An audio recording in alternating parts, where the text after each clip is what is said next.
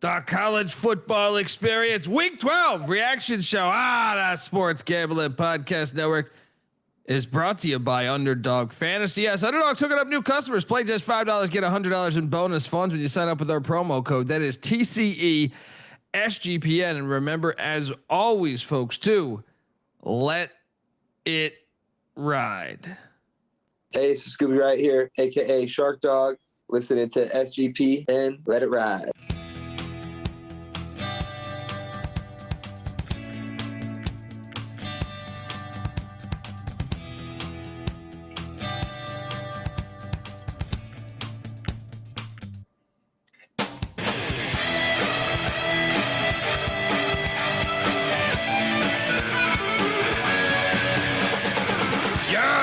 Yes. Woo! Welcome to the college football experience. Week 12 reaction show. Hey, fire college football slate was upon us this past week. And, certain people said last week in the chat, we got our 4 teams. We don't need more. Oh, but Alabama was one of them. We'll talk about that in a second. YouTube.com/The College Experience. Hit that like and subscribe button. If you're wondering who the hell you're listening to, my name is Colby Swinging Database Dan, aka Pick Dundee. That's not a pick. This is a pick. He was raised in the land down under, where a man thinks on his feet, speaks with his fists, and lives by his wits. When Dundee happened, he was a superstar. And you're nothing but a chameleon, lemon-headed, coward, terrorist pussy. And I'm after you, buddy. You're going to pay for it. Good night. Good night. Good morning, good night, good evening. Said Truman Show shit. Shout out to BYU football. Time isn't a concept with SGPN. They just roll. #1 show on YouTube. Appreciate you, man. And shout out to your Cougs as well, man. Yep. I am joined by my co-host. He is also the host of the college basketball experience. And guess what? We had a pretty fire day over there as well. And we got another show going there. Yeah, college basketball experience. Will be live later tonight. Later tonight, maybe after midnight. If I can talk, it'd be great. Give it up for former staffer at Austin Peay with the Governors, South Carolina with the Gamecocks, and West Virginia with the Mountaineers, Ryan McIntyre, aka Moneyline Mac. What's up, man? What's up, brother? Yes, another great day in college football. Great weekend in college football, college hoops. This time of year is great, man. Cheers, everybody. Mac tonight. Come on, make it Mac tonight. Shout out to It's Eric. I don't watch the NFL, so I did not see the NFL allowing 12 men on kickoff so they can have a holder. Then he sprints off the field. I didn't see that. I'll just say this. One of the biggest moments of college football Saturday this past weekend was an onside kick by Georgia and Kirby Smart. You could see the whole reaction from the sidelines to the crowd.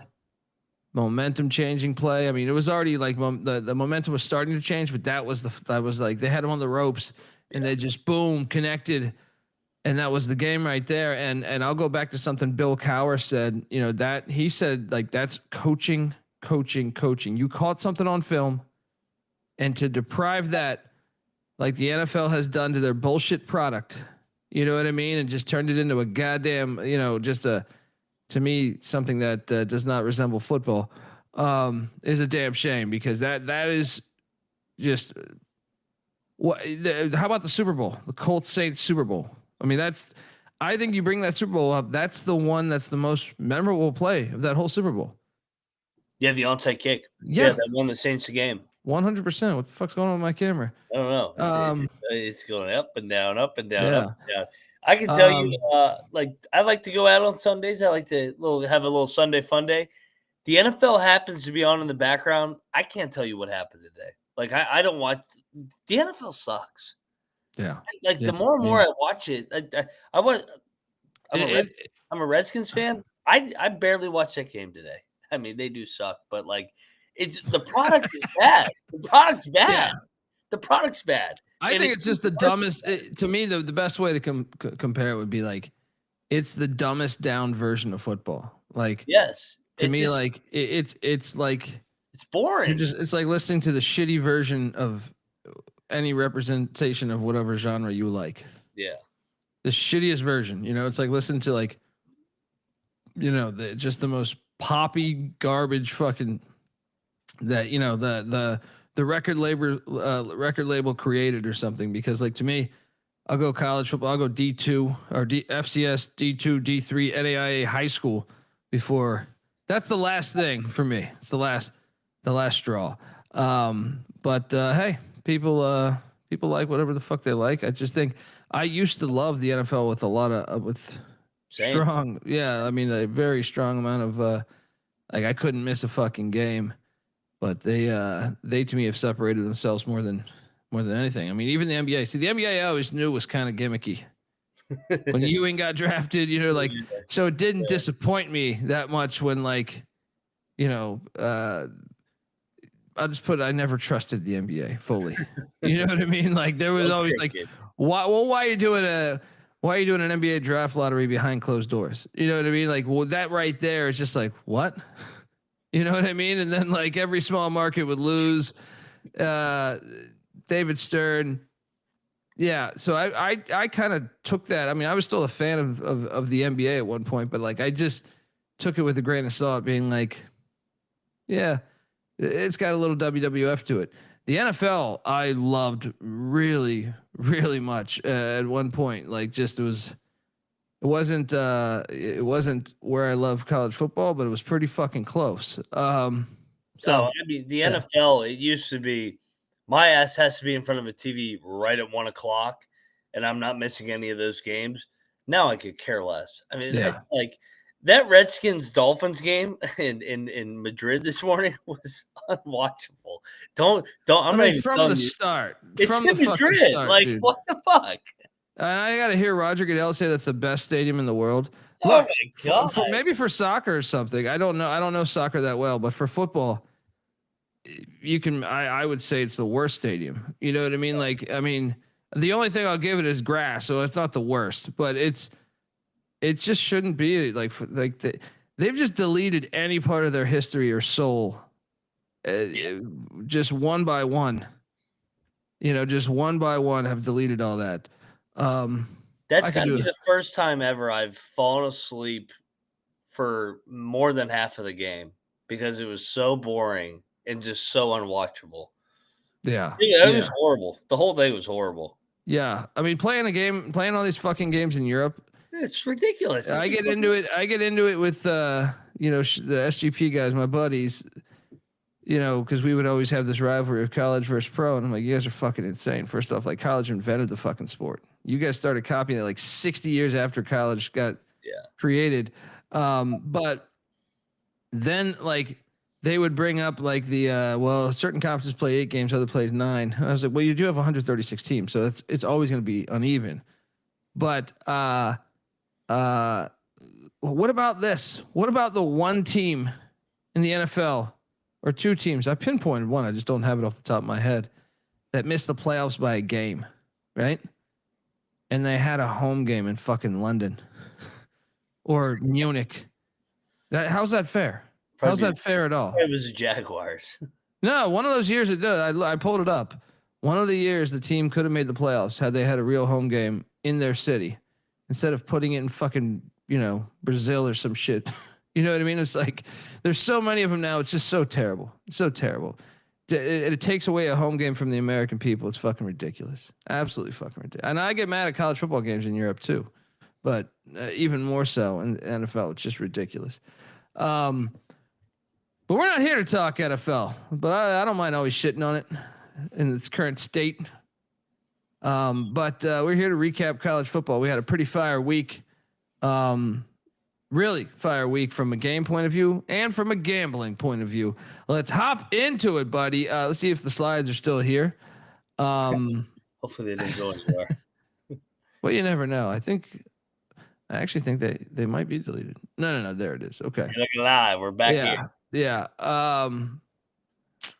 On Thursday, Old Dominion. We nailed this one. Yep. Cash in the bank account as ODU destroys Troy. 33-0. We laid the number with these Monarchs.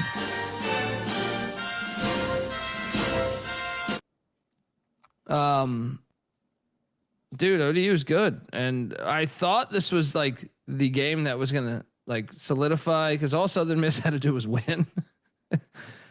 And they clinched the Sun Belt Championship, but they didn't win. So now we're back at the same exact spot we were last Thursday. But shout out to the Monarchs, Ricky Ronnie. James Franklin was on the sidelines with Ricky Ronnie there. Yeah. So 33-0 ass whooping. Your thoughts? Yeah, beat down. And quite a year for Ricky Ronnie and ODU. What 7 wins now with the chance to win an 8th and a 9th game down the stretch. Yeah.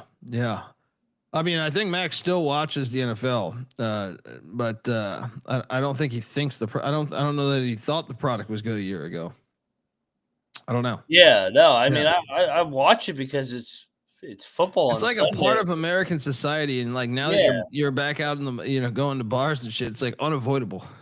Yeah, no, I mean, if you go out on Sundays, like it's gonna be there, but like it's the same as like going to the fucking club. You know what I mean? If you go to the club, you're trying to get some ass or something, and you go to the club, it's unavoidable. You're gonna hear that song you fucking hate, right? You know what I mean? That's on the radio at the time. You're just like, oh God, here we go. But you start drinking. You don't want to be a complete negative pile of shit. But so you just say, okay, they like it, and that's okay. That's difference in the world is good. But I find their product to be, or this product or that product, whatever, to be bullshit. So it's just not. It's not even close to college. College football is way better. They're not even close.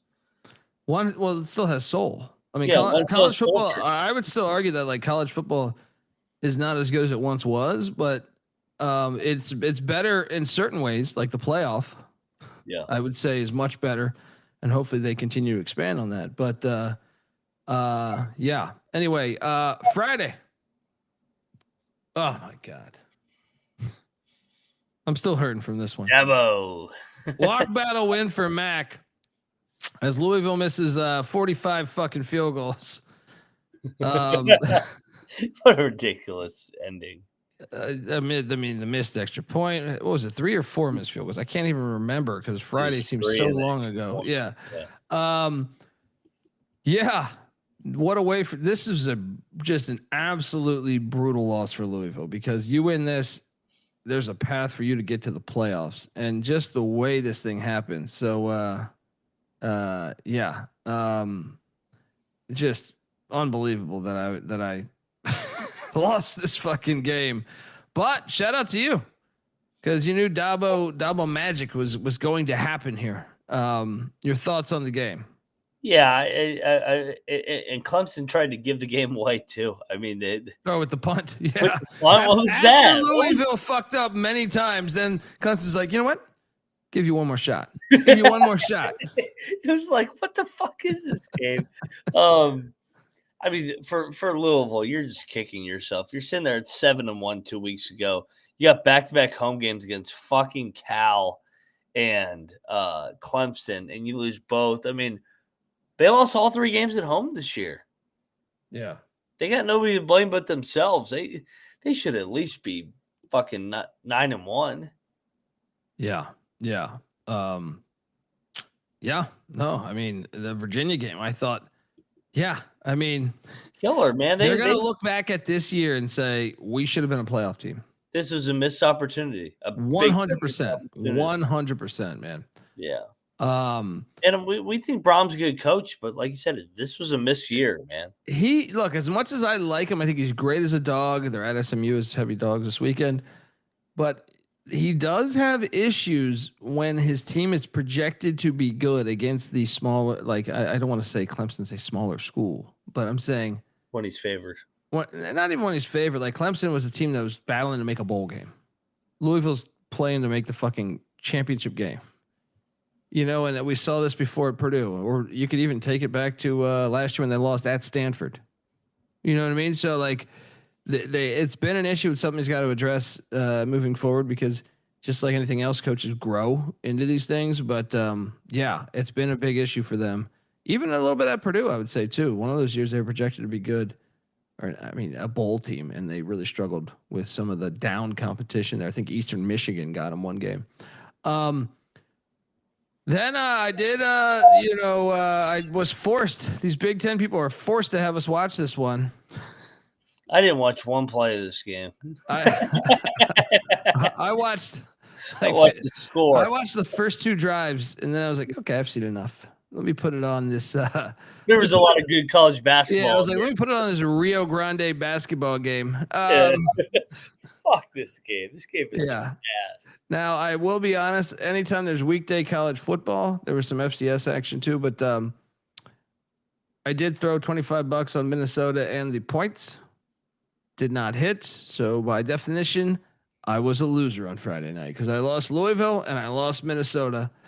Louisville, I actually had actual real money on, but little car wash money here, pissed away here on this Oregon.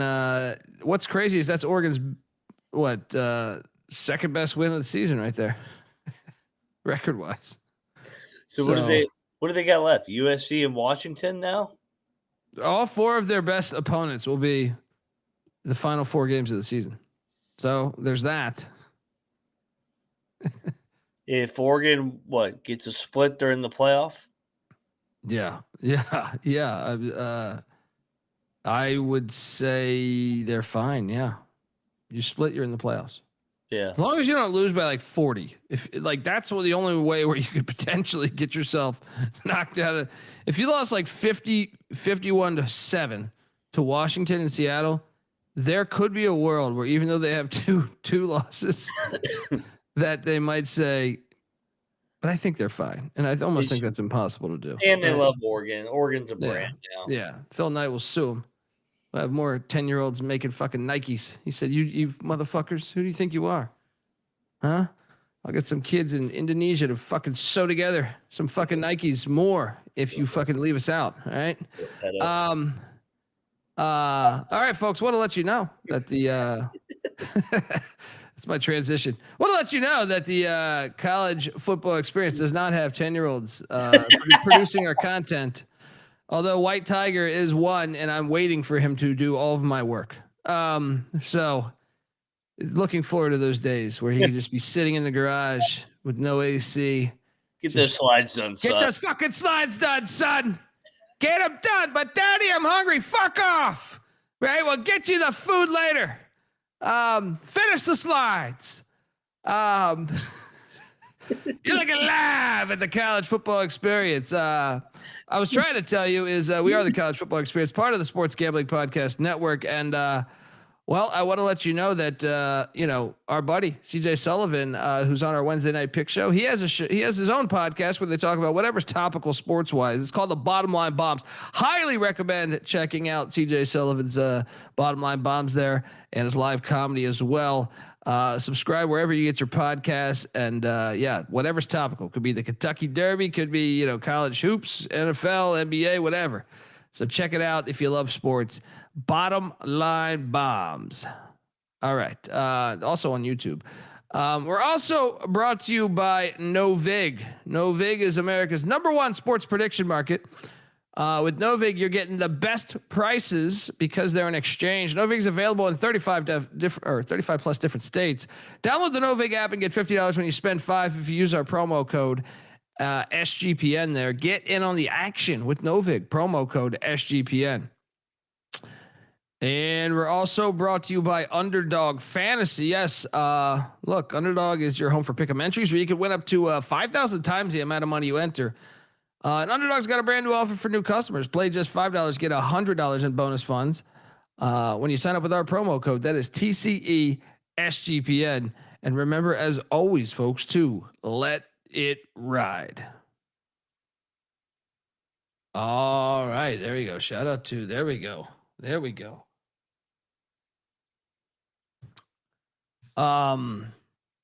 Yeah. So Friday night, I don't know where the fuck Mac went. He went to go vomit. Feeling the effects of those that ecstasy from yesterday, right? Yeah, it's coming out of me. Spitballing. Saturday morning is when we just had just fire right from the fucking start. Good God. This game is one of the more improbable college football games I've ever seen. Yeah, I mean, I was shocked that it was 30-3 at halftime. Look alive, bitches. Hey man, we've been doing so much goddamn content lately. In November, we're always like zombies. All right. I don't even go to the doctor in November. They'll check my blood pressure and shit, and they're just like, what the fuck? You know, it's like that scene in Goodfellas where Ray Liotta shows up to like, I forget why he's at the hospital to wheel somebody else in or something. The doc takes one look at him, was like, good God, motherfucker, what have you been doing? Right? You get in here, man. Shows shows nonstop and a lot of alcohol to go with it. How are you doing? Yeah. This game was phenomenal. South Carolina was up 33. Beamer was firing up the crowd out of the way into the halftime.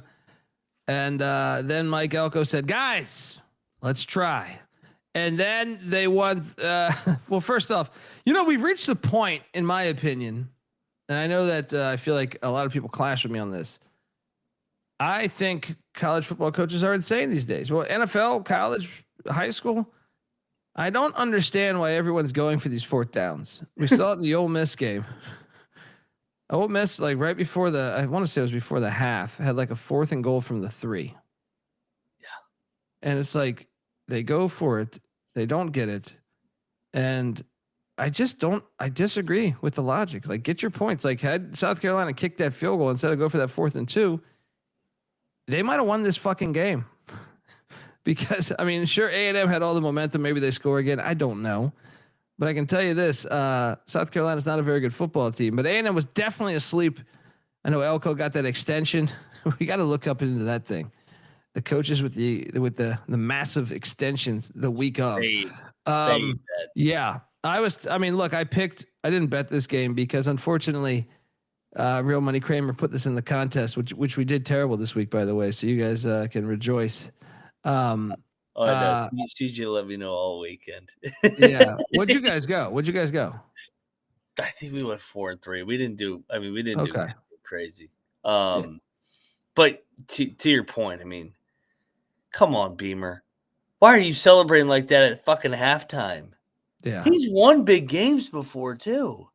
Me and NC Nick were talking about this weekend. Like, I think if someone had to ask me right now, who would win the national championship to you?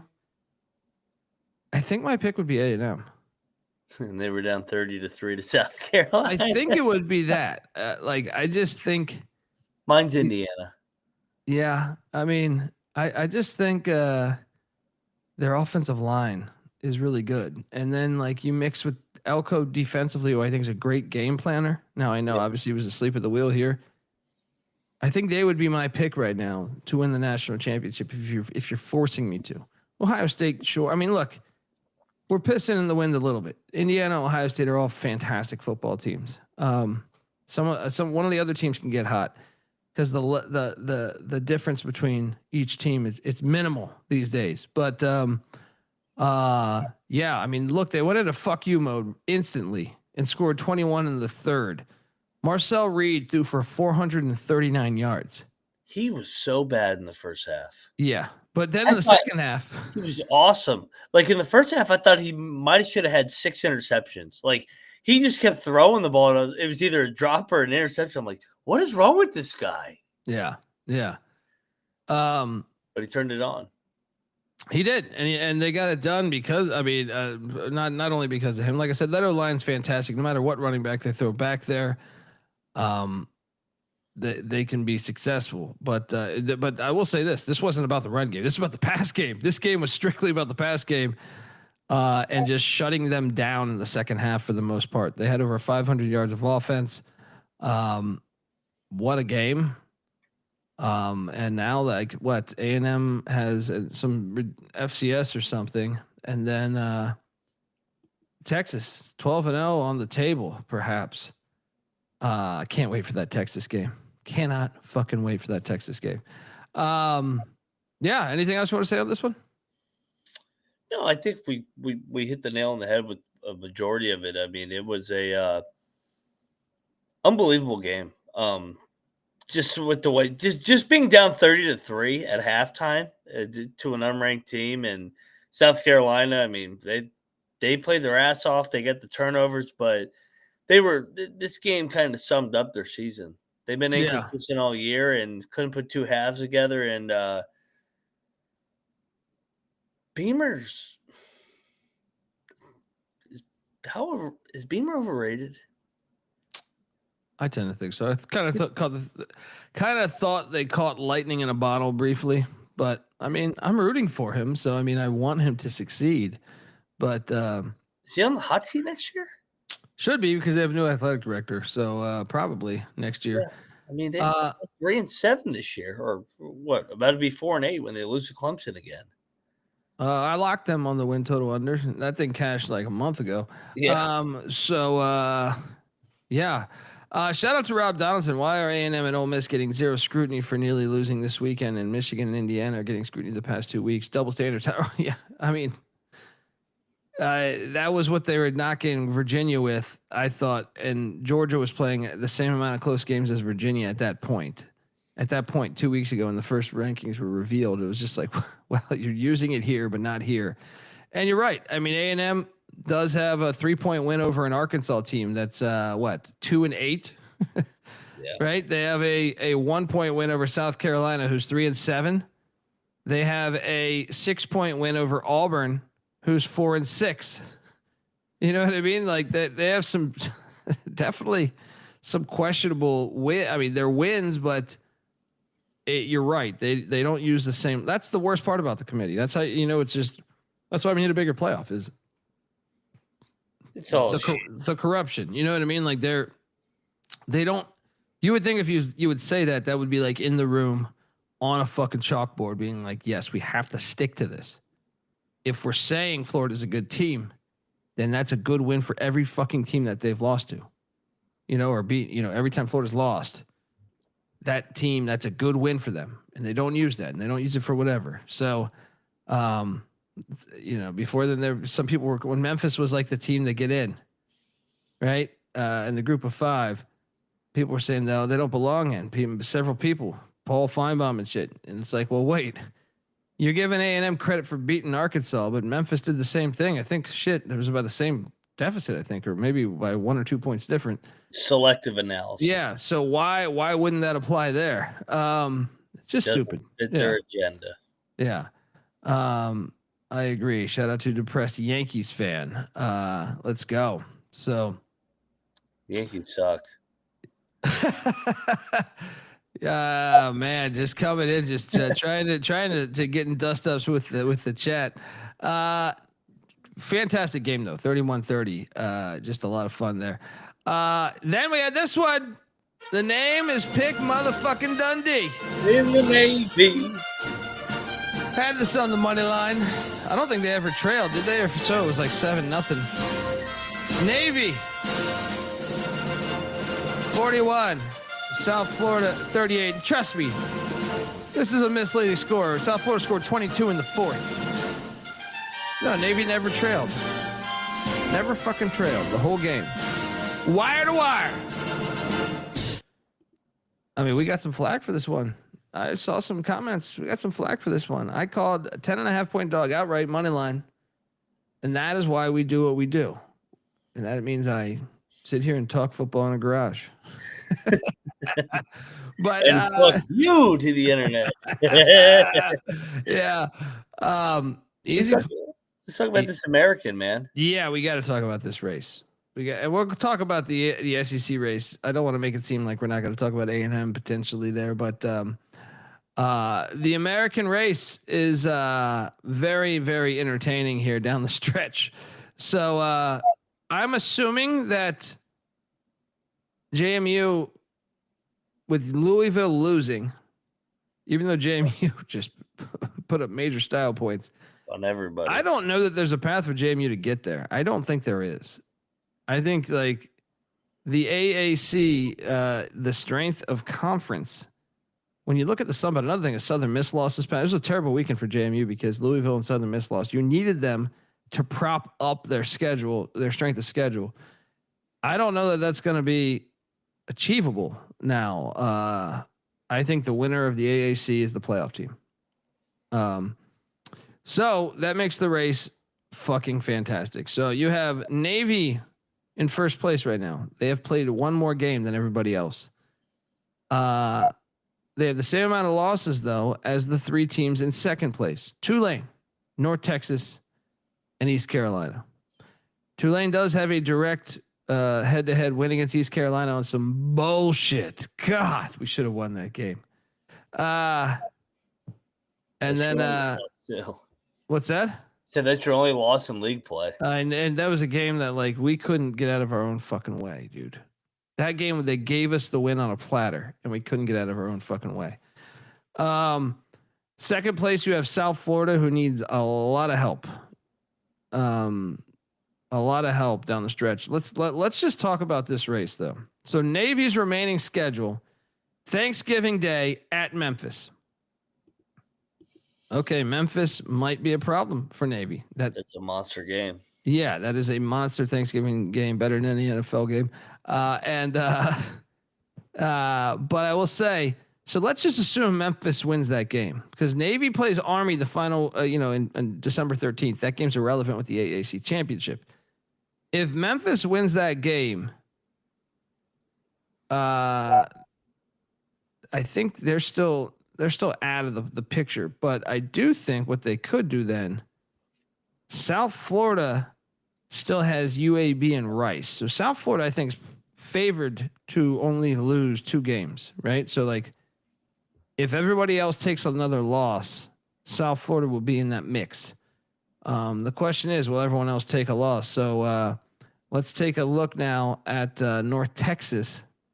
Their remaining schedule, which I think they're favored in both, at Rice and home to Temple. They have the path. I mean, they do. They should do. Be them. Now, those are tough games, though. Those are 2 first-year head coaches. Well, especially because Temple's head coach coached the entire defense and went up against that team in practice every single day for the past 2 or 3 years when they were at Sam Houston State. So that makes it very, very intriguing there. Then you have, let's talk about Tulane for a second. Tulane's remaining schedule, I think they're favored in their games. They're at Temple and home to Charlotte. The Temple game. Temple could really be a fucking thorn. Casey Keeler. And Temple needs 1 win to make a bowl. Right? Aren't they at 5? Yeah. Temple has everything to play for. Has everything to fucking play for. And then you have ECU,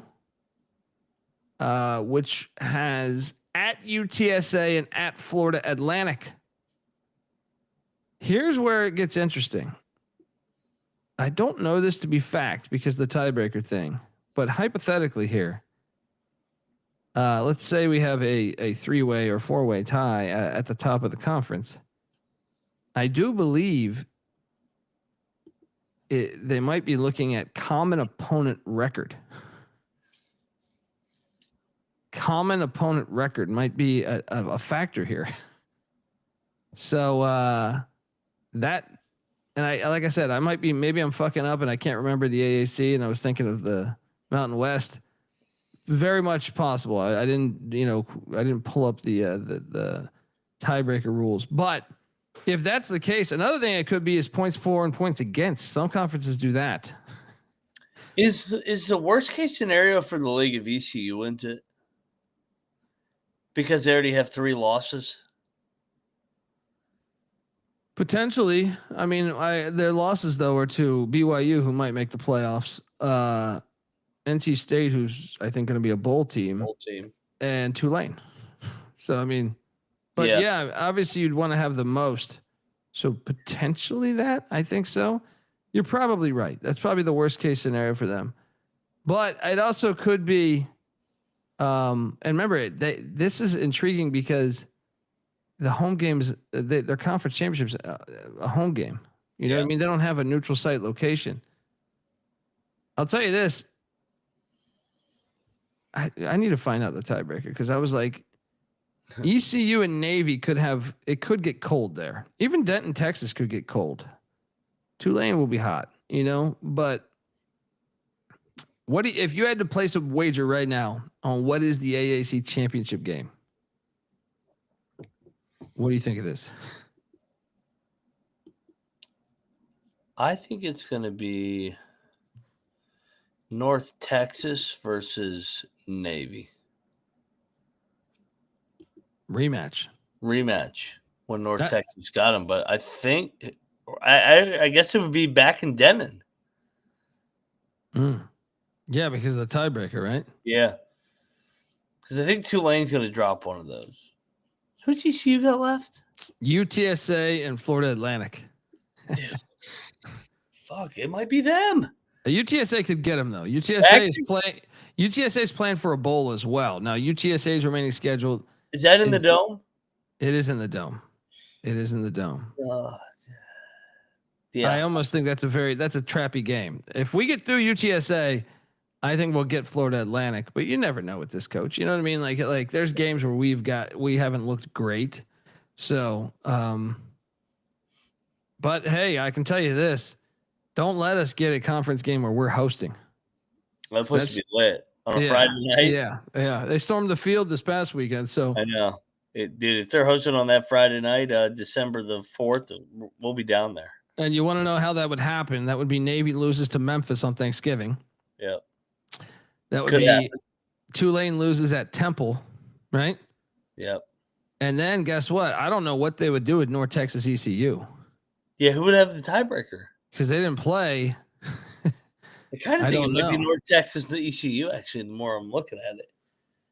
That would be interesting, though, because how do you decide that? North Texas has a better overall record, but I don't think they give a shit about overall record because the non-con, ECU's non-con's much harder than North Texas. I don't know. It's intriguing. But shout out to the Midshipmen for cashing for us on just and making it chaotic in the AAC. It's gonna be great. I mean, there's so many scenarios still left. How many teams can make the championship game? 6? 6, I think, right now. Wow. 6 can make it right now. They just need everything to break right for them. Yeah. 2 weeks left. Yeah. I mean, we also have, so look, you had a 31-30 A&M South Carolina game, a 41-38 Navy South Florida game.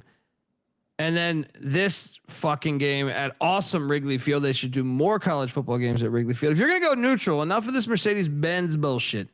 Do Wrigley or Fenway. Those are, or, even Yankee Stadium. Yeah.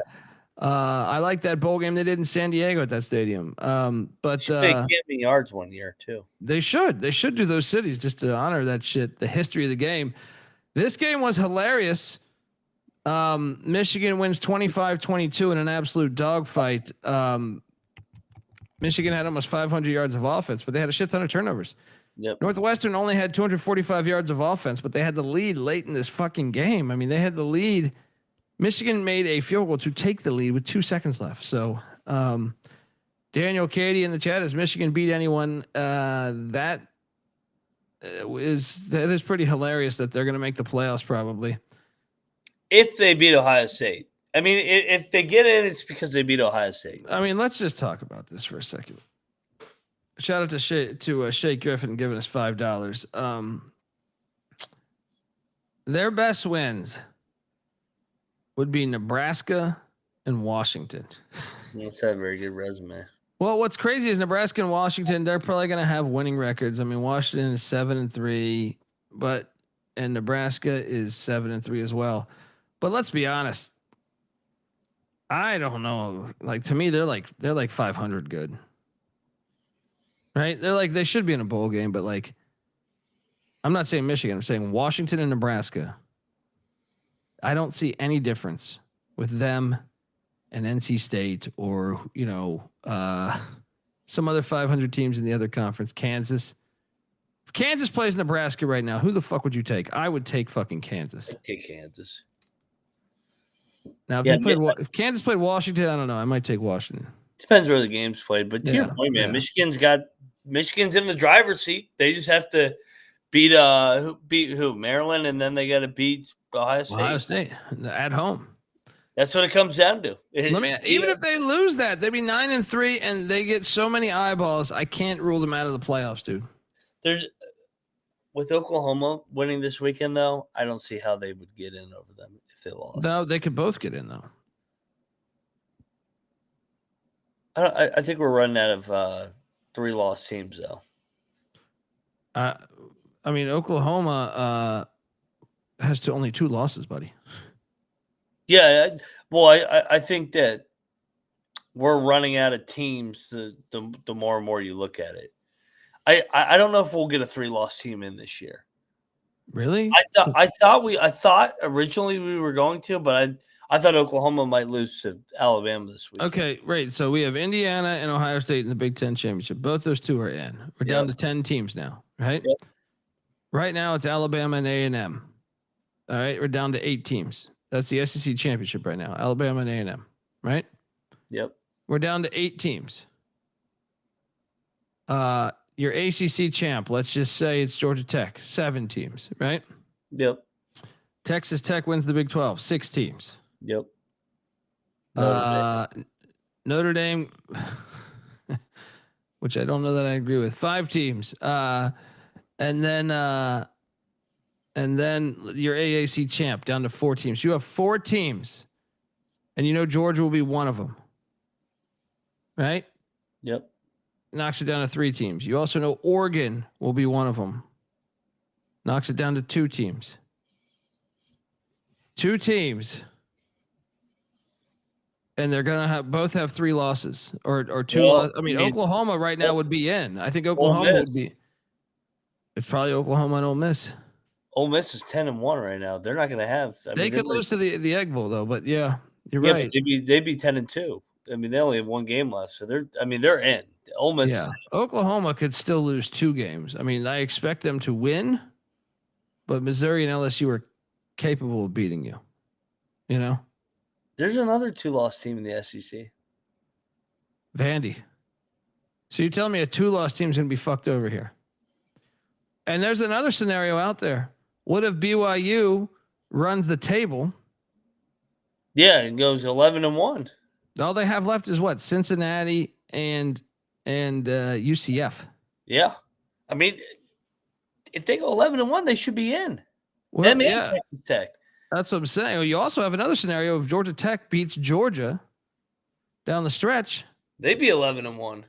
I mean, imagine if Georgia Tech beats Pitt and Georgia. Pitt is a team that boosts their resume some because they're like 7 wins or whatever. And then Georgia, if they beat Georgia, and say they lose by a field goal in the ACC championship to Virginia, you're going to leave the Jackets out with 2 losses and a direct win over Georgia, who has 2 losses. That's what I mean. I don't think we're going to have a 3-loss playoff team this year. I think we'll get 1. I think we'll get 1 or 2, but that's crazy because you're going to have to decide. Someone's going to be super pissed off. It's because it's between these schools, right? It's between Texas potentially, USC. I guess it could be Oregon, but I don't think it's going to be Oregon. It could be Oklahoma and it could be Michigan. And can I also throw in that there's a shot Nebraska goes 9-3. They have they're at Penn State and then home to Iowa. Yeah, they're not getting in though. I'm just saying it's still like a team with a lot of history. Yeah, it was once a big time name brand. If you're 9-3, now they have a direct loss to Michigan. They're not getting in, so it'll be Michigan. Michigan can't get in over Oklahoma. Michigan, Oklahoma, USC would be the ones fighting for this. And Tennessee too. Michigan can't get in. Or Vandy. Tennessee or Vandy, right? Michigan got their ass beat by Oklahoma and USC. Yeah. Michigan. But this is where the corruption. Michigan is a huge fucking draw financially. Michigan, you want to go to the playoff, beat Ohio State for a 5th straight year. That's your path. Because the rest of your resume blows. Yeah, should be high drama. That once again, more proof that the season's actually more. It's better now with more teams allowed to the playoffs. They got the win. Great setting there at Wrigley. That was a fun watch. Next up, what the hell was this? Man, you fucking losers. 14-6. Let me ask you something. I was watching this game, had it on one of the screens. I think Avery Johnson might transfer out of K-State this year. Good. They'll be better without him. He's terrible. We know Dylan Edwards is already gone. He's a childhood best friend of Avery Johnson. K-State's 5-5, Mac. To get to a bowl, they have to beat either Utah or Colorado. They'll beat Colorado. And get 6-6. Okay. Still, if they play like this, I don't know that they'll beat Colorado. I'll tell you that. Yeah. You play that bad. You could lose that game, but yeah, I kind of got them getting it done too. Notre Dame Pitt. I'll give you credit, man. This thing was over in the first, within 30 seconds of the game. You had not kicking off, but at the end of at first, 80% of the first quarter, you're like, okay, pick and hang with them. Then Jeremiah Love has a 70-yard touchdown, and then the very next play was a pick six, and that's when I knew. I was like, okay. It's over. It's over. That's Notre Dame's second best win. Yeah. They'll get in. They're going to get in 10-2. The moment was too big for Pitt. Would you put Notre Dame in over Vandy? Am I making the decision, or is the committee making the decision? No, if you're making the decision, because I think Vandy's resume would be better. Vandy's resume is way better. I keep saying, all these fucking idiots in the chat would be like, "Oh, you can't leave out Notre Dame. It's the Notre Dame brand and name and ratings." They haven't beaten anybody. USC would be their best win. USC? I mean, come on. Well, another thing is their losses. The A&M loss looks great, though. But the Miami loss, you could be looking at potentially, a 4-loss Miami team. So Vandy lost 2 tough road games at Alabama and at Texas. That's their only blemishes on the resume. Yeah. I mean, some fan base is going to get completely fucked over. And I don't think it'll be Notre Dame's. Next up, we had UTSA Charlotte. Hey, cash this one. 28-7. Got it done. Charlotte's fucking terrible. Tim Alban 1-9. They got, who they got next? Georgia on the road and Tulane on the road. So 1-11 first year for Tim Alban. Woo! Your thoughts, Moneyline McIntyre, on the Tim Alban beginning? I like Alban, at the clit. Coach. He'll get it, but it'll take some time. 1-11 is a tough start, though. That's an understatement. Yeah. Shout out to UTSA. They needed that one and they got it. Eastern Michigan, Ball State. We nailed this one. We didn't bet this, or I didn't bet this. You might have. I had Ball State. EMU goes to 4-7 with Western on deck. They're gonna go 5-7. Some of these fans wanted him fired. He did all right. The Long Island loss is the true blemish. I know. He would have got to a bowl if he'd just been. I know. Brutal. Anyway, shout out to EMU there. Next up, Air Force UConn. I did bet this. I did lose, but man, I kind of thought we were on the right fucking side here. This one was painful. Let me see here. I mean, UConn did. I would say at halftime, I felt pretty fucking good about our chances of hitting this on the money line. It was 9-7 at halftime, but Air Force, I felt like had outgained him. Second half, UConn definitely put it on them. Yeah, actually, Air Force did outgain them by fucking 11 yards. I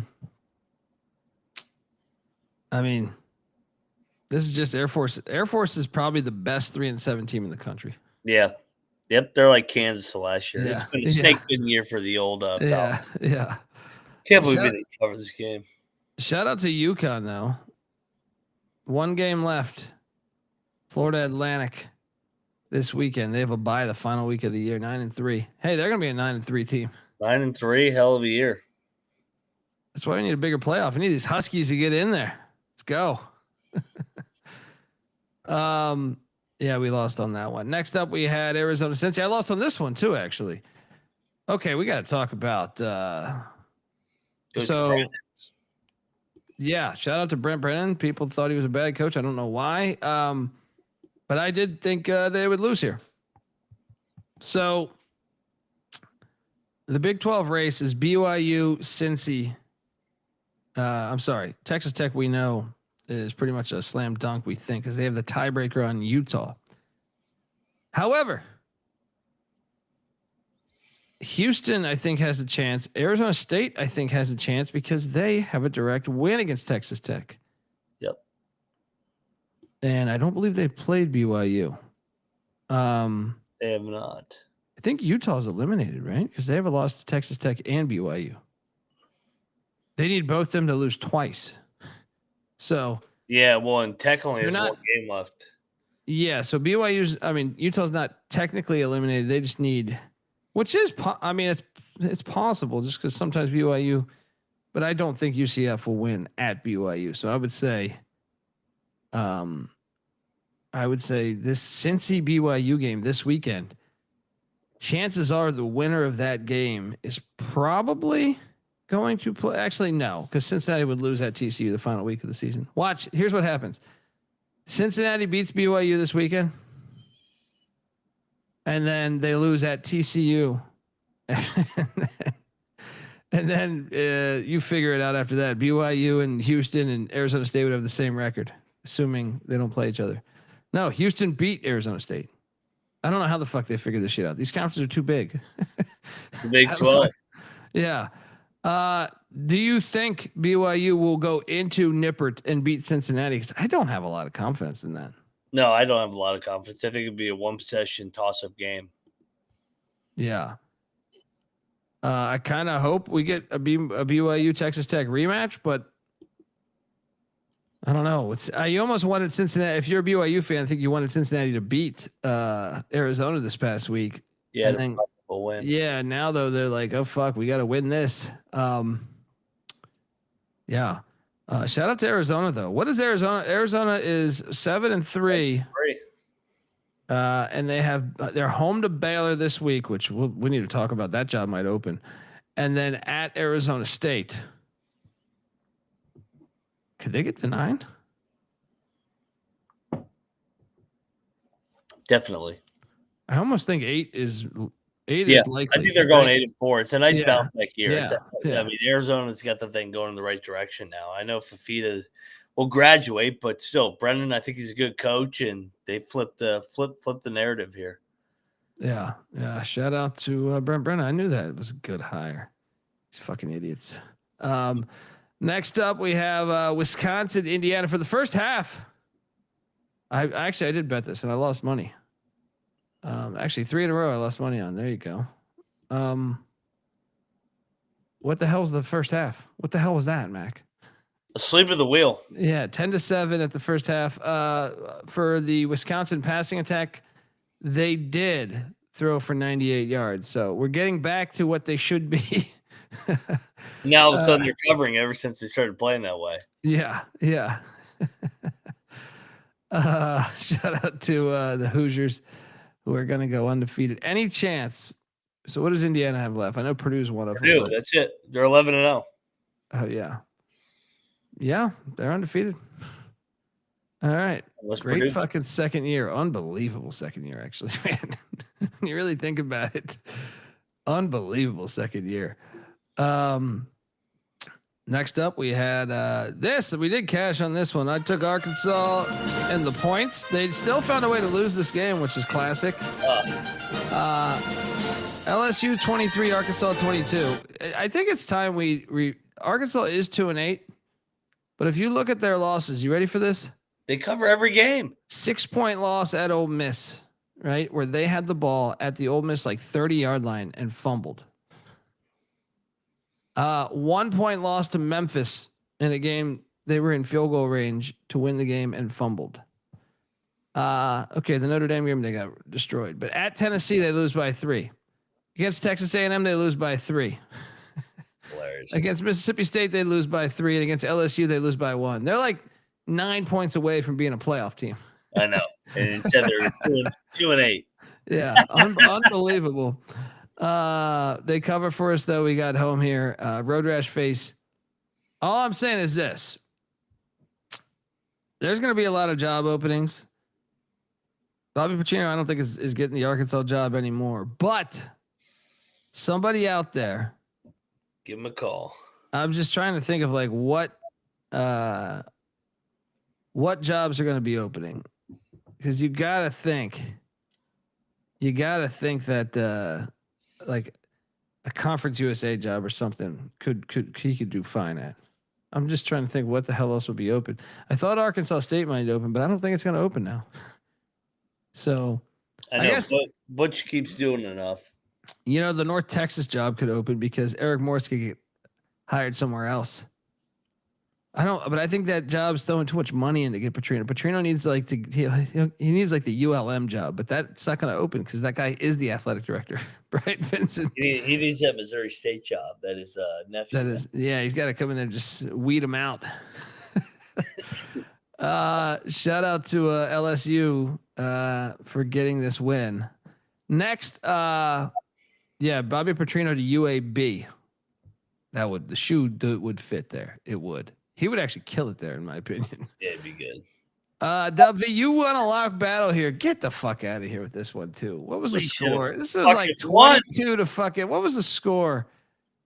I stopped watching this and I didn't even realize this fucking comeback. What was it? It was 22 to 10, right? 22 to 10 in the beginning of the fourth quarter. And I'm laying 9.5. I thought I had this. Didn't I get 8.5? I might have got 8.5. What the hell happened here late? West Virginia. It's just the game was completely out of reach, and then West Virginia came just. Yeah, I mean, the Mountaineers outgained them. The Mountaineers outgained them by 100 in the fucking first quarter. They just couldn't finish drives in the red zone.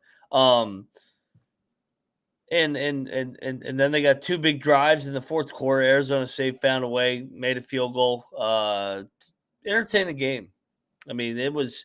If you're just a football fan, this was a fun watch, and the Mountaineers have gotten a lot better over the last month. Of course, man. You're like I keep saying. I hope everybody in the fucking chat gets their little fucking corny ass fucking jackass jokes in now, because the Mountaineers are going to be good next year. I can guarantee that. With Scotty Fox coming back with Rich Rod year 2. Yeah, they will. I mean, they're competing with Arizona State and Tempe now. I mean, they already beat Houston a couple weeks ago. They're a new team. They're going to be a bowl team next year for sure. Shit, they're going to be Houston next year. They're going to be what Houston is next year. I got to see the schedule, but I think so. I think no matter what, they'll have a winning year. No matter what, they'll have a winning year. But so I'm trying to see the Arizona State path here. So they need BYU. They were talking about it on TNT. Yeah, they need BYU to lose, right? Just one game though. Yep. Because they didn't play each other. So then I don't know what the hell they do then. So if BYU loses to Cincinnati this weekend, and then Cincinnati loses to TCU, I still think they need Houston to lose. Houston has a bye. They need the Mountaineers. They need the Mountaineers to beat Texas Tech in the final game. Because they have the tiebreaker. Yeah, which could happen. In Morgantown, Houston also is home to TCU and at Baylor. They're capable of losing to any of those teams. You know what I mean? Yeah, I think they could go 2-0, but they could also go 0-2. So, yeah, I mean, I guess who the fuck knows? They're still very much alive, in my opinion. So, yeah, shout out to Kenny Dillingham and company. Oregon State, Tulsa. I cashed on Tulsa. I knew Trey Lamb's message to his team was going to get through because he was super pissed. Right. Dominic Richardson, the former Oklahoma State running back, ran for 166 in a score. I mean, your thoughts? Not many. Don't have much thoughts. Year to forget for Oregon State. They should hire Bobby Petrino, but they won't. They don't want a Oh scumbag. God, that'd be a great hire. That would be a great hire. You need somebody that's a fucking motherfucker outside the box hire. That would be. I know that there's been rumblings on Twitter about like Orgeron. I that would be incredible for content. I just don't see it happening. UCLA should hire him. I think they're gonna end up with like, I could see them with like Eric Morris or something. I don't know that he would leave that for Oregon State though. I don't know. You're almost looking for like a retread. Gundy, that's the one. Gundy should do it. Shout out to Tulsa though for getting that win. Tennessee Tech was undefeated in the FCS, not any longer because Kentucky rolled them 42-10. Stoops needs one more game for a bowl. Well, yeah, one more win. I'm sorry, Kentucky fans. They're going to beat Louisville to get it. At Vanderbilt and at Louisville. They're going to beat Louisville. And he's going to be back next year. Well, I think he gets a crazy amount of money if he makes a bowl too. So, North Texas was at UAB. They won 53-24. Yeah. Yeah. I mean, North Texas, shout out to them, man. Right there to make the playoff. Yeah. Marshall, Georgia State. I took Marshall and the points here. I did not bet it, but it did not hit as Marshall. Dude, how about Marshall though? Their one went away from a bowl game. Now it's at Appalachian State and home to Georgia Southern, but you think I kind of expect them to go 6-6 and make a bowl. How about you? Yeah, I agree. It's a great year for Gibby and company. I mean, they replaced unbelievable. I actually think it's one of the better coaching jobs in the country. He's a good coach. Yeah, he's a good coach, and he's a perfect fit there. Considering what they lost, I would say they did a very good job. They really overachieved their expectations. So, shout out to Marshall. UTEP. Do you want to talk about the opposite of Marshall? It's UTEP and Scotty Walden as they went to Missouri State and got drilled. Scotty Walden is now what, 2-8? Shit. With hot seat. They're going to go 3-9. That seat is going to be piping hot next year as they enter the Mountain West. How about Missouri State 7-3? And they filed that petition to be a part to go bowling. Fuck, they should. The league. What's their remaining schedule? Kennesaw and La Tech. They're at least going 8-4. Hilarious. I think they're going to go 8-4. That's a great. I told you, FCS teams.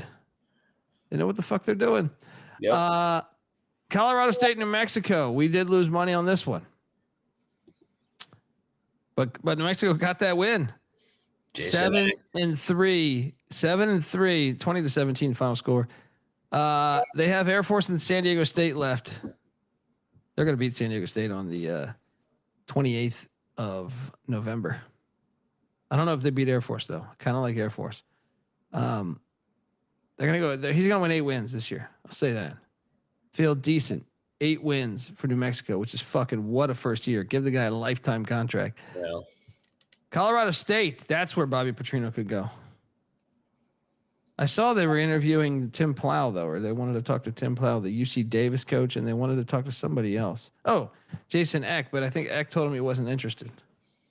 So gotta love Eck. He don't give a fuck. Yeah. Dude, he's a good coach. Great hire by the Lobos. Great year. Yeah. Unbelievable. And then I cashed on this. The Wahoos. Is this a lock battle? Yeah. Oh, yeah. Score one for Dundee with the Wahoos. 34, Duke 17. It's an ass whipping. Dude, Duke's defense, they have guys that I am told will be in the NFL, like 3 or 4 guys. How the fuck have they been this bad this year? Like, almost 600 yards of offense. It's been a lot of games, dude, that they've really struggled. And knowing that's Manny Diaz's forte and knowing that Penn State might hire him, I don't know about that. So what? The Wahoos have Virginia Tech left. Win and you're in. At home in Charlottesville. This is going to be so hilarious when they fucking lose. Lose this game. What's that? Are they going to lose this game? I don't think so, but I mean, it's a rivalry game. Virginia Tech's won 21 of 22 or something, or 24 of 25. So at that point, it's got to be a little bit psychological. Oh my God! If they lose this game, this would be one of the worst losses in UVA history if they lose this game. And Duke is 5-5 with Carolina and Wake left. They got to get one of these to go bowling.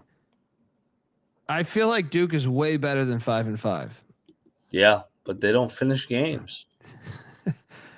I mean, it's actually like if you tell me like what's Duke's record, I'd be like, oh, they got like 7 wins. 5-5. Interesting.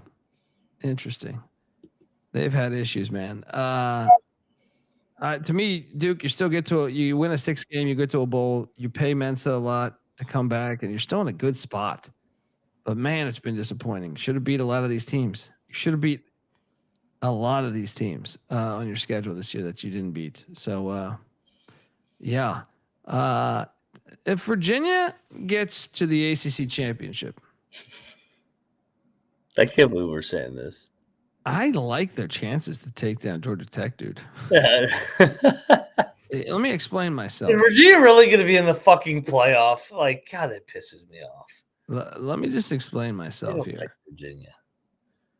I don't like Tech. I don't like Virginia. Georgia Tech will be off of the Georgia game, and I think they can beat Georgia, right? I agree. I think Virginia could actually get to the playoff, which is fucking crazy to say.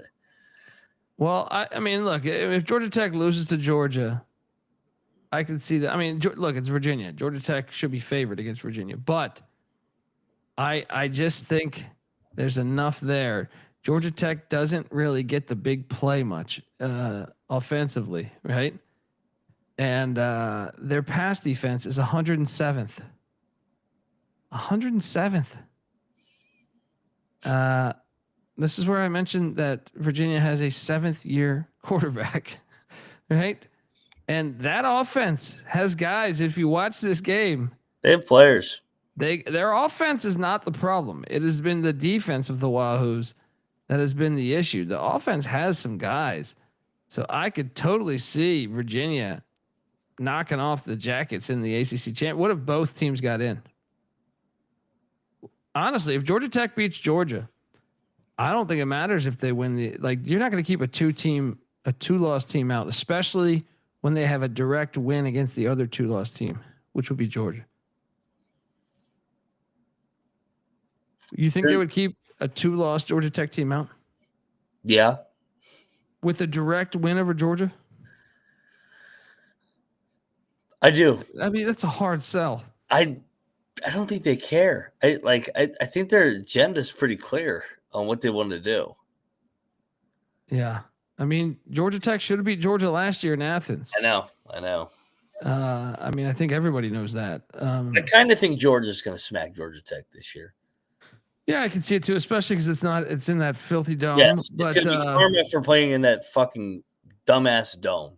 And it'll be like, Georgia Tech, you ruined your season by playing there. So let's say hypothetically Virginia's on the road. Wait, can a conference champ be on the road or are they hosting? I know they changed the rules this year. I know you're not a top 4 team, but I think, do you clinch a home game? No, because Clemson was at Texas last year. That's right. Okay. Yeah, it's a top, and they got rid of that completely. So Virginia so they would be probably playing. I don't know. Probably playing at Georgia or some shit, right? Oh my God, they'll get killed. They're gonna get killed. I mean, Virginia's offense can fly. It's the defense that I have issues with. The offense has got some guys.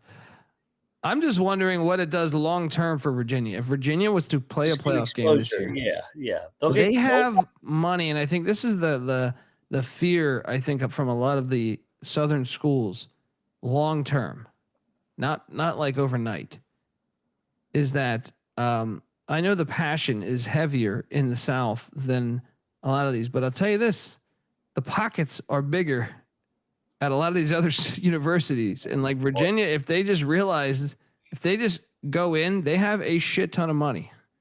I think more than most think. And And I just wonder what that would do for if they have a playoff team, what could that do for their belief in throwing money into their university, into their football program? You know? Could be interesting. Yeah. Iowa, USC, cashed here. There's another lock battle against you bozos. Took you guys down twice. Iowa should have won this fucking game. An inch of blade of grass.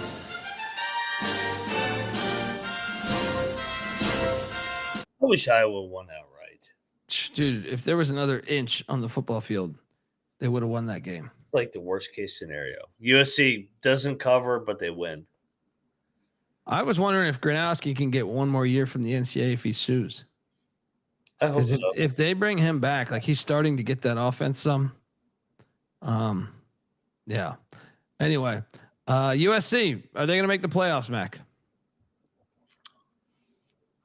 No, they're going to lose to Oregon. That's another thing is if USC beats Oregon, then they only have 2 losses. Then they have the tiebreaker over Oregon too. Yeah. And then UCLA could do the funniest thing ever. Should they go back?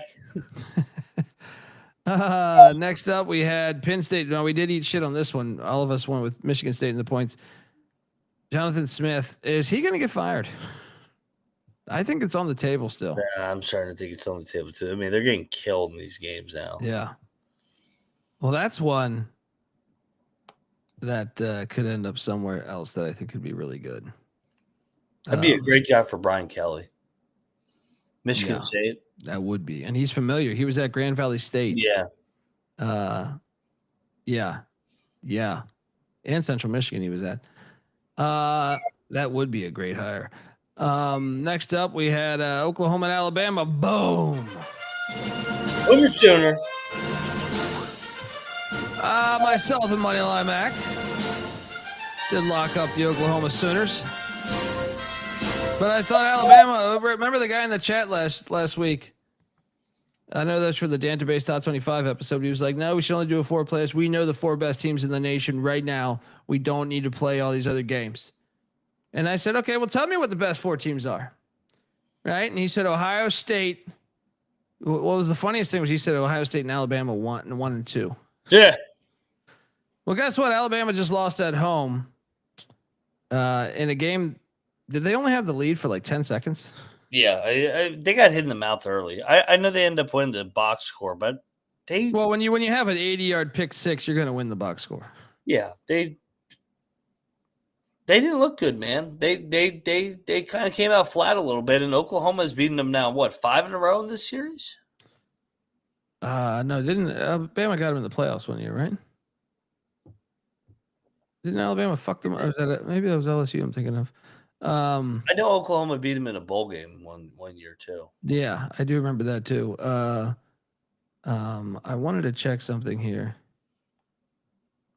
I mean, back while you're checking that, back to that idiot's point. He said Texas A&M is by far a top 4 team too. They're just down 30-3 to fucking South Carolina.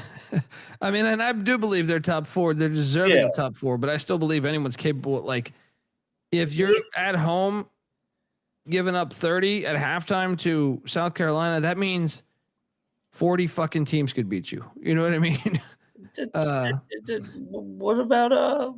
What about Indiana? I mean, they almost lost to Penn State last weekend.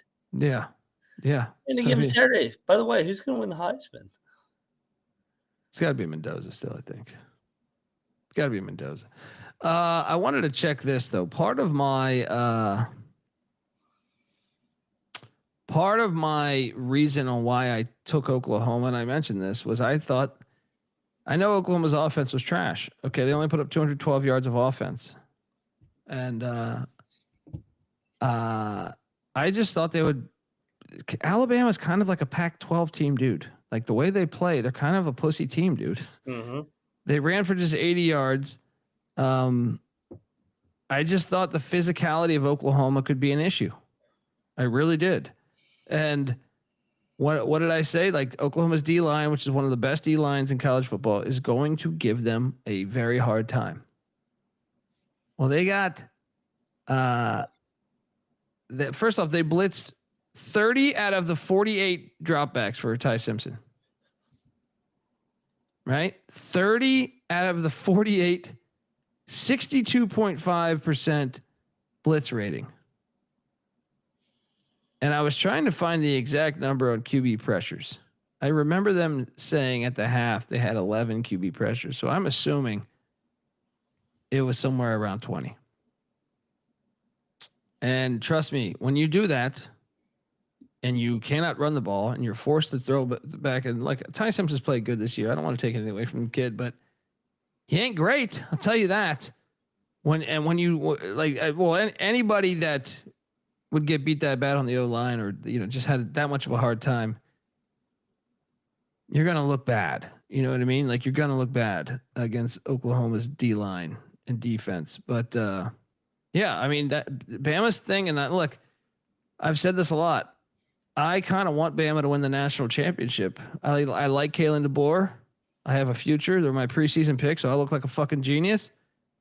I would tend to think, I just think they're the team I would short of the group of 5 champ, whoever wins that. They're soft. I actually think that I would take a lot of other schools over Bama to win the Natty. I agree. They're soft. Yeah. And well, they're just so one-dimensional and they have major flaws. Yep. Their run defense is trash. They can't run the ball. Like when you look at some of the other teams in the playoffs right now, like Georgia, A&M, even Vandy, which I think Vandy's flawed, but I think Vandy, it's not as obvious. Like Vandy's flawed with the big play. I would say their offense struggles to make the big play, but at least it's kind of balanced. You know what I mean? Like Alabama, like, exactly what they want to do and what they can't do. I don't think that's a recipe for winning national championships. I agree. So, we'll see. We'll see. Shout out to Oklahoma, man.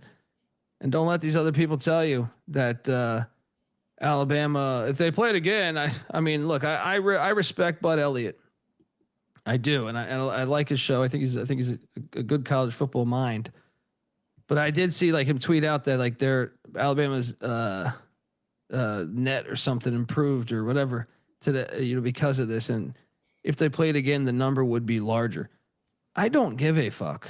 You know what I mean? It's like, what are we doing here? Hypothetical. If they played again, they only played one time. Who cares? Turnovers are a part of the game. That was part of what I thought would happen in this game. I thought Oklahoma would fuck them up on the line of scrimmage, force them into turnovers because Ty Simpson wouldn't get enough time. They can't run the ball, so they must pass the ball.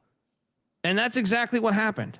And I don't buy into that. If they played again, Alabama wouldn't. No, I don't think so. I think Alabama would still struggle to move the ball, still make turnovers. Now, maybe with the tape, they'd study it and make some adjustments. Alabama beat them or Oklahoma beat them last year and whooped their ass with no quarterback. Yeah. What do you mean they would beat him again? Based off of what? Yeah. They haven't beat him yet. DeBoer struggles against Venables. That's just what we can deduce from this. So I have issues with that tweet because I just think that that's just a dumbass logic for looking at the whole college football. Oh, what they played again. Okay. Well, if you did that the whole fucking season, then why the fuck? Yeah. It's like, what are we doing here? What the fuck are we talking about? Okay. So, then put Miami as a 1 seed. Like, yeah. What are we talking? Yeah. It's just, I saw that tweet and I was like, okay, good God, man. What are we doing here? Next up, Georgia Tech boy. I knew this. You jumped on with me, right? Yeah, fucking CJ was arguing. CJ, we battled him, right? Yeah, he doesn't know. Boston College almost won this fucking game. They had the lead. They were up majority of this game. BC in the 16.5, cash for us. Hey, the Jackets made the plays when they had to. I know they're in the driver's seat. They got one more, and then Georgia. They win Pitt. They're in the ACC championship. Yep. They win Pitt and Georgia. I think they'd have a great argument. I don't understand how they wouldn't make the playoffs. Because they would have to be directly going up against Georgia, and they would have the head-to-head. But we'll see. Shout out to us for the BC pick. How about ULM earlier in the year? They had some good things going, but that washed away. Good run. What was the final score on this game? Why can't I find this score? 26-14. South Alabama is another team that I think is better than their record, but yeah, shout out to South Alabama for getting that win. Next up, Texas State Southern Miss. This one. This one. Well, I don't get. They break my head cold. But they're counting down 7-6-5. I mean, just when I think we're in a spot to cash our. I mean, I know we cashed our win totals. I also have a ticket for Southern Miss to make the Sun Belt Championship, and I have one of them ticket for them to win the Sun Belt Championship. This game made no sense. With Troy losing on Thursday, I was like, we have cashed this. All we have to do is beat Texas State with a bunch of their guys suspended. No, Texas State was actually up 27-0 at halftime. What was this, dude? Got killed on the road. What? Make it make sense. Yeah, I know. So I guess I know they went to they had the backup quarterback. Landry Liddy. What's his name? Didn't start. Their starting quarterback, the transfer from Tulsa, not Braxton Miller. Their fucking starting quarterback. You know what I'm talking about. The guy that was all conference last year. I'm drawing a blank on his name right now. For Southern Miss? Yeah. Tulsa. He started at Tulsa the year before. Braylon Braxton. Braylon Braxton. I was thinking. Yeah. He didn't play. He didn't play. So maybe that's the reason. But still, why didn't he play though? You would think. I mean, did they think they had it in the bag? I don't know. Next up, we have this game was unbelievable. Unbelievable. Bro, JMU is a whacking. 58-10. And this is a game that JMU has had problems with over the past few years. Dow Loggins. So Dow Loggins, I need one win by App State in the 2 remaining games. They're at home at Kid Brewer. That's a huge advantage. But home versus Marshall, home versus Arkansas State, they have lost 4 straight games. Mac, they were 4-2, and I was thinking, hey man, they might win 9 games. Yeah, they might fuck around and get to the playoff. No, they're not even going to get to a bowl game. I think they're going to go 5-6, or I'm sorry, 5-7. That's personally, disappointing first year. That is a disappointing first year. Even though if he wins, he'll hit his win total over by a half game. So we'll see. That was disappointing though. The way you got your ass whooped here, very disappointing. Well, you just we kind of touched on it with Rich Rod, Eck. We'll get to Mendenhall. You feel like those teams are going up. Those teams are ascending in year one. App State under Loggins has gone downward completely. And you've kind of seen it with Jonathan Smith at Michigan State. He's in year 2, but that thing's never gotten off the ground. Yeah. Right? You don't just see all right, I could see where this is going to work and you could see the trajectory. No, not with this. No. Yeah. Yeah. Really bad look so far. It was a weird hire from the start, but we'll see. This game we cashed. Locksley. This is fucking hilarious. He's back. How do you announce he's back? What do you mean he's back? We got to talk about this. I meant to bring this up tomorrow night's show, but fuck it, since we're here right now. How is he back? How is he already back? Who is their athletic director? Can you research where he was prior? I mean, who has the nude pictures? What is going on here? Yes. I want to just James D. Smith. Where's he at? I just want to be able to quote what he said, so I'm pulling that up. Maryland AD. This is what he said. On Mike Locksley, he's led Maryland's football to his success has been unprecedented in our 133 year football history, the most. So Locksley has 37 wins in 7 seasons, right? Ralph Friedgen won 31 games in his first 3 seasons and went to the fucking Orange Bowl. How can you make a statement this ridiculous? Bobby Ross, when they had Boomer Esiason and company in the 80s. And don't forget they had fucking Bear Bryant back in the days. Like, what is this statement? And how dumb is this fucking team? Like, how dumb is like... He's got to be the first guy ever to get a contract extension or say he's retained on a 6-game losing streak. Where was the AD prior? Streak. Where was this AD prior? I want to know. Did you have that information? Where was he working before Maryland? Because I know he's a recent hire because Maryland's old AD is now at SMU. If I could get where the fuck he was at, because I would love to know their previous coach of where he was at. He was from the Atlanta Braves. What? That's right. I do remember the hire now that I think about it. Well, all right, have fun. So he has no idea about football. Okay. I don't get it. You lose 6 in a row, just like we said jokingly in the preseason episode. And everybody's like, "You guys are Maryland haters." No, this is what Locksley does, and they go, "You're coming back next year." Like, what has made you motivated to be like, "We got to bring Locksley back"? Well, those last 6 games, he's got him playing right. Well, here's the thing: is like, if you want to bring him back, okay, but don't make a statement saying he's the best coach in the history of Maryland, because that one is like, what? What are you talking about?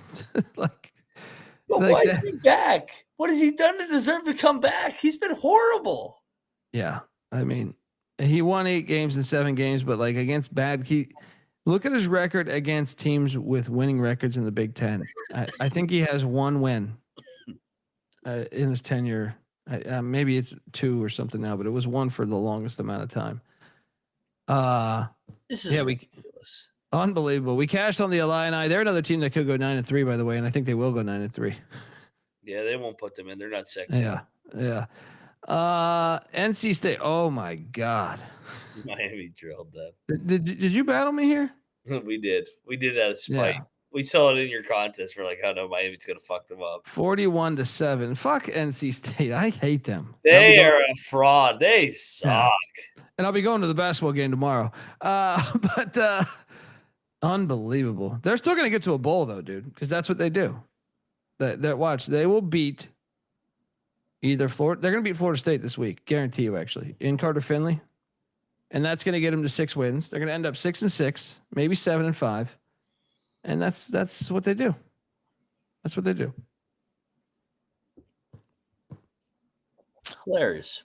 At least Miami finally gave them. That was our most impressive win in like 2 months. The way it happened.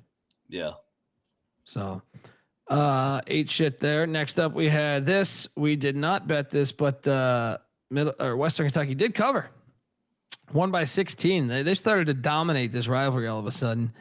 Middle Tennessee, they're stuck with Derek Mason at least for another year, from what I understand. They're doubling down. What's the record? 1-9. And how many? What did they win last year? Was it 2 or 3? 2 or 3. I think 3. Not a good start.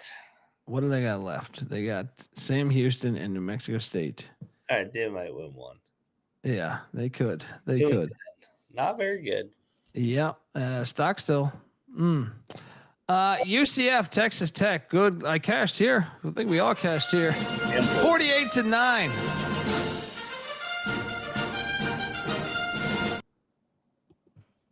I don't think we need to talk much about this. Next up, we have this. We cashed. I mean, we didn't bet this, but we picked this correctly. Nevada plus 10. What the hell was this, by the way? 55-10. San Jose has been a joke this year. They missed a bowl. Unbelievable. That's my worst pick in a while. I thought, well, I had even worse is I had UTSA getting the playoff bid in my preseason projections, with San Jose State being, because I didn't think they would give it to the Mountain West. Unbelievable. This was the year to do it with your schedule too, you fucking losers. Yeah. Shout out to Choate. He needed that win. And then we cash. Oh, this was a battle, right? How the hell did you put it?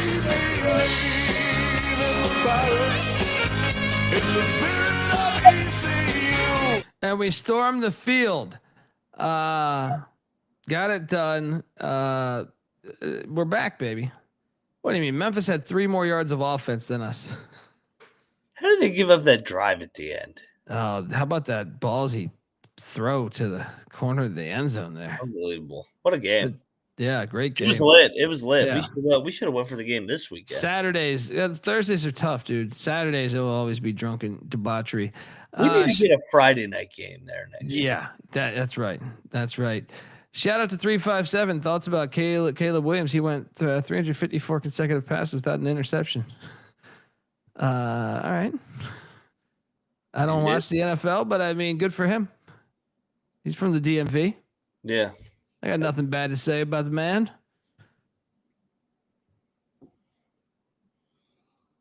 Good quarterback, right? He's talented, despite painting his fucking nails. I'm not a fan of that, but I mean, whatever, float your boat, Caleb. Next up, we had FAU Tulane. We capped this correctly. FAU covered against Tulane. 35-24, the Green Wave win. But we did lose money on this. We laid the 40.5, and New Mexico State somehow managed to score 9. 42-9 was the final score here in this SEC Classic. Then we had this game. This game was actually, and we did eat shit on Carolina here. How about Wake? Dude, when you think about Wake getting robbed that Georgia Tech game, you know they would be in the ACC championship if they had. Yes, and the NC State game early in the year, kind of looking back on double-digit halftime lead. I was at that game. Yeah, like you look back and you're like, man, this team could be right there to fucking make the playoff in year 1 under Dickert. It is unbelievable.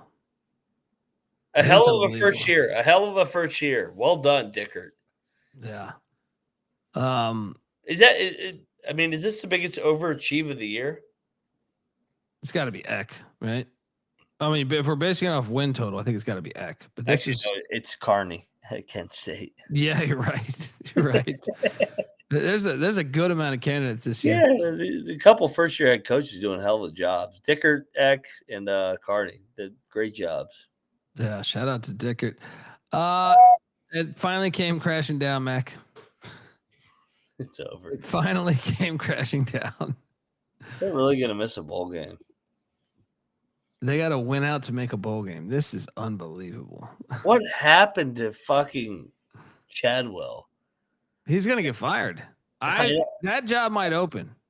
Bobby you go Petrino. 4-8. What's that? Bobby Petrino. Oh yeah, and that's exactly. Or Hugh Freeze comes home. Mike Gundy would be so good there. Or wouldn't they call Hugh Freeze back? Yeah. They should hire Gundy. We got Gundy your would be so bed ready for you. Yeah, Gundy with his political views and Liberty with their political views. Oh yeah, it would be perfect. It would be perfect. Bring Gundy back and get him back to religion, and then he's fixed. Boom. And what's crazy is I bet Coastal would want Chadwell back too. Yeah.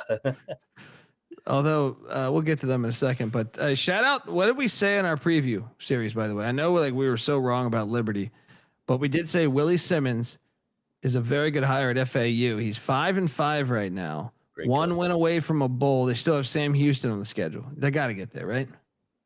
They got Jacksonville State and Sam Houston on the schedule. So if they lose at Jack State, okay, you win in Houston against Sam Houston, you're in a bowl game. Let's go. I should bring up, by the way, let me go back to that. So the Conference USA race. Actually, no, I'll bring it up when we get there. Let me jump back to so next up we had Coastal and Georgia Southern. Is Clay Helton gonna navigate his way to another year? Because they're 5-5 now. They've won 2 straight. They survived Coastal Carolina 45-40 in Statesboro. The remaining schedule, Mac, home to Old Dominion and at Marshall. Yeah, gotta get one of them. He's gotta get one. He's back. 6-6. Unbelievable. Clay Helton. Now I want to ask you the flip side of that coin. By Coastal losing this game, they're eliminated from the Sun Belt Championship. Coastal is 6-4 right now. They're at South Carolina next week and then home to JMU. So they're going to go 6-6. Is that enough for Tim Beck to come back next year? Yeah, I think so. It is too. I think it is too. Make a bowl. Unbelievable. Because I wanted Orgeron. They were so bad. Or Biff Poggi. Yeah. Shout out to Clay Helton there. Utah State UNLV. This one was cash there. Cash on the points. But there was Bronco Mendenhall and Mullen kind of got into it at the when they were shaking hands. Did you see that? Yeah. Utah State had a field goal to win the game before it went to the second overtime, and they missed. How do you miss on a venue that's that easy to kick a field goal? How do you miss that field goal? This one pissed me off, man. Yeah, this one was brutal.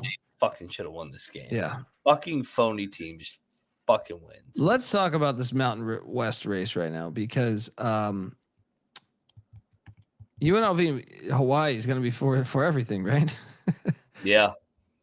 But I will say this: Boise has the tiebreaker on UNLV too. So Fresno has a tiebreaker on Boise. Boise has a tiebreaker on New Mexico, UNLV.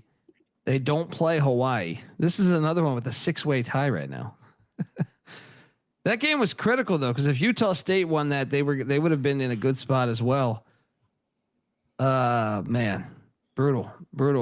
If you had to place a wager on who is playing in the Mountain West Championship game, who do you think it is? Because I still think the Aztecs could not be the team because they have to play in Albuquerque, right? Who's Boise got left?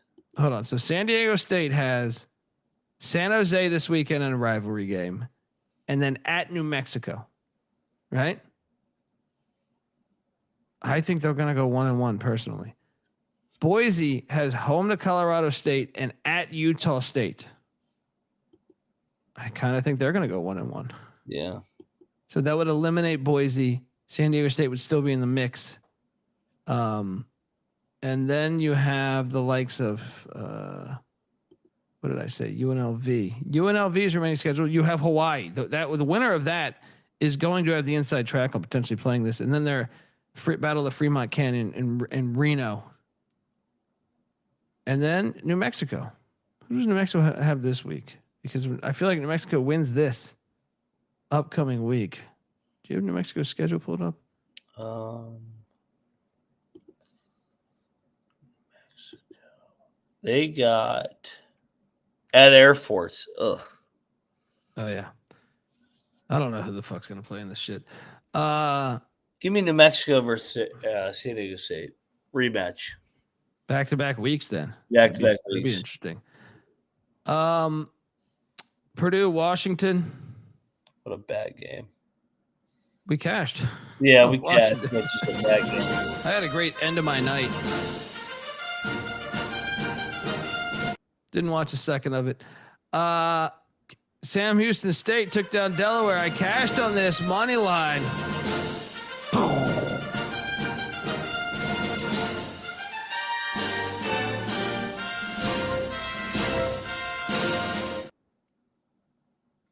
Sam Houston's won 2 straight.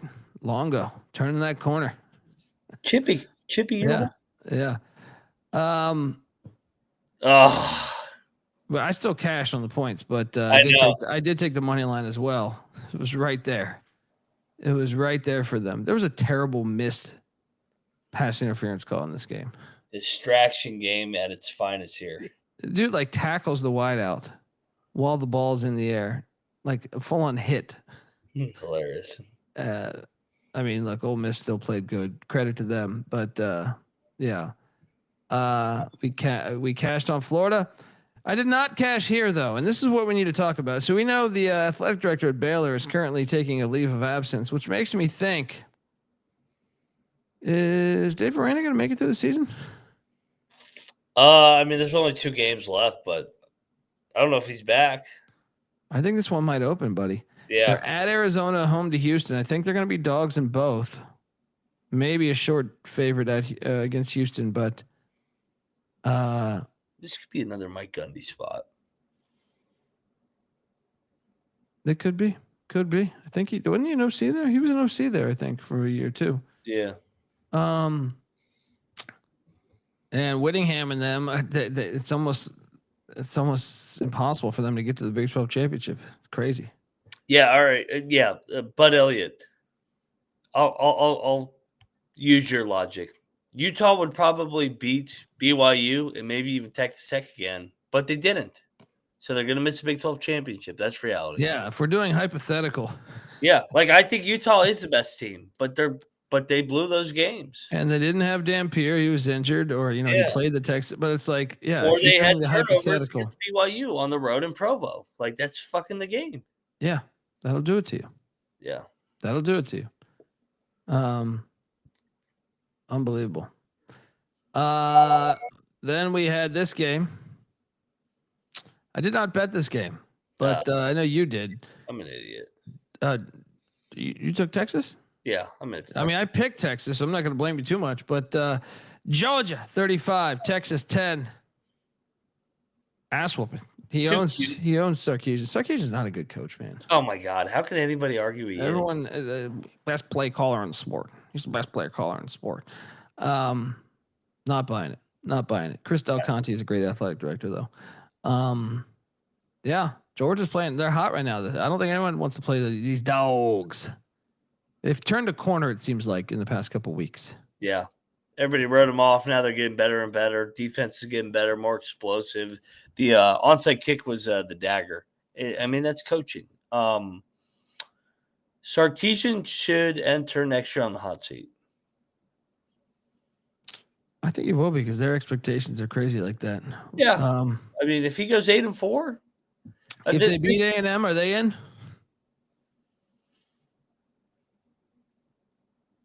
Maybe. They're going to put him in. Yeah. They're not going to beat him. They don't deserve it based on the whole season if you watch the games, but yeah. They would put him in. Next up. Everybody crowned Sarkisian in the offseason. Not a very good coach. Yeah, I agree. UCLA at the Horseshoe. This game was over in like 5 minutes. No, Ohio State play anybody? Like this fucking schedule is a joke. They didn't play Nico. When you have 20 teams in a conference, there was a nice kick return. Shout out to the real kick return. That's Styles took it back. Was it Lorenzo Styles? Yeah, everybody's blowing Ohio State. I'm like, they're playing UCLA with their backup quarterback in Columbus. What do you think they're going to do? Yeah, terrible. This game was also terrible. Our boy Troy was in the house for this one. Yeah. Saudi Arabia State one win away from a bowl. The problem is they're at NC State, and are they at Florida or home to Florida? Either way, they're gonna get to a bowl. 6 wins. I think they're losing Friday night at NC State. Probably. So that means the Florida game would be for the bowl game. On both sides too, I think. No, Florida's only got 3 wins, so they can't. Oh wait, maybe I'm just brainwashed by ESPN propping up the Florida wins as like top 25 wins. Wow, they only have 3 wins. Yeah, I guess it's going to come down to that final game for Florida State. If they can beat Florida, they're in a bowl game. If they miss a bowl, is Norvell back? I don't think so. Even at 6-6, I don't know. Yeah. Next up, we have this game. Missouri 47, Mississippi State 27. Wow. I did not think Missouri would score 49 points on Mississippi State. They shit on this one. Shout out to Missouri. They beat the teams they're supposed to beat. Yeah. Big Ten is very watered down. And when you have that many teams, you can spread them out. Like the SEC's 9-game thing. Like I think the SEC should have always been playing 9 games. But they have less teams. When you have 18 teams, you can spread it out. You can take like your top programs and make it so they only play 3 big games a year because you have that many. It's almost like the NFL. Mississippi State, though, Egg Bowl win and you're bowling. Cashed here in the CUSA when I took Jack State 35-26 against Kennesaw.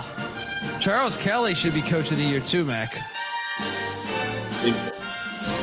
What's that? It's an unbelievable job he's done there. Yeah. So the CUSA. Jack State's in the driver's seat. Yeah. CUSA right now. The tops. So right now, if the season ended, it'd be Jacksonville State versus Western Kentucky. But Western Kentucky has a half game lead on Kennesaw and Missouri State. Missouri State's not eligible to get there. So it's either Kennesaw or the tops. And I believe they play each other, right? I think they do. They don't. Okay. Well, we're going to find out how the fuck these rules apply. Yeah. But the Jack State will be hosting. So there is that. If they win one more game here. Next up, we have. I cashed on this. This was the easiest bet on the fucking weekend. Right, should be the biggest bet. 28-3. La Tech wide open. Bobby Petrino. La Tech. It's just the type of program. Bobby Petrino, Mike Dundee. Dude, Wazoo has been much better in the second half of the season. Like I know, like Jimmy Rogers, I think turned the corner a little bit there. Yeah, they're one game away. If they could just win the Oregon State game, they're in a bowl. What about Coach O to La Tech? I mean, that's a no-brainer. Yeah, that's a no-brainer. I've always wanted him to be the Raging Cajuns coach because that's him. But yeah. I did eat shit. I threw some money at TCU, and boy, did I eat shit. 44-13. What an ass whooping. You know who's been terrible this year, expectation-wise, is TCU. Yep. They're going to end up going, what, like 7-5, maybe? Yeah. Been a little disappointing. Hoover looked like shit. Yeah. I also did eat shit on this one right here because I took Boise, and the Boise backup quarterback situation was fucking awful. Shout out to Sean Lewis and San Diego State, though. These Wisconsin guys, Eck and Lewis, have been dominating. Shout out to both of them. Fun watching the rain. Next up, we had this game. We cashed on this. Easy play. 24-3. Ensign Fresno, 7 wins. Way ahead of schedule. And that's our reaction show. Just like that. We got college basketball to do, folks, so buckle the fuck up. Be back in 20 minutes. Yep. Moneyline Max on Twitter at Moneyline_Mac. I'm on Twitter at TheColbyD. The college basketball or the college football experience is on Twitter at TCE on SGPN. YouTube.com/the college experience. We're just getting started, baby. D2 playoff rankings came out today. Or, you know, the not rankings, but the actual playoffs. Oh yeah. Let's go. I'm ready for football. Oh, this is where it heats up. It fucking heats up here. All right. See you in a little bit, folks. This is the college football experience. You better start thinking about yours. And we are out of here. Run and shoot. We can really run and shoot.